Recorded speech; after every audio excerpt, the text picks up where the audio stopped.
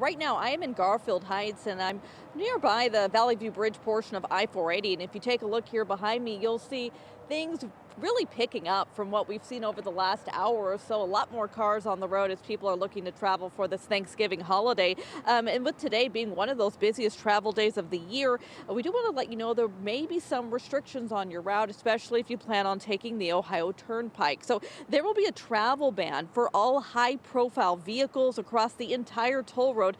That begins at 8 a.m. today and lasts through Thursday. Now, high-profile vehicles, that's anything taller than 7 feet 6 inches. And if you take a look at your screen right now, you'll see some of those prohibited vehicles. Now, this includes tow-behind trailers like campers, boats, and enclosed trailers, plus mobile homes, office and livestock trailers, and commercial trucks pulling an empty 53-foot trailer. Certain larger buses are also included, and the Turnpike says the ban will be monitored and could change with conditions. But this comes at such a busy time. AAA expects nearly 82 million people to travel this Thanksgiving, most of them by car. And as drivers head out, they have this reminder. All 50 states across the country have some version of a move-over law.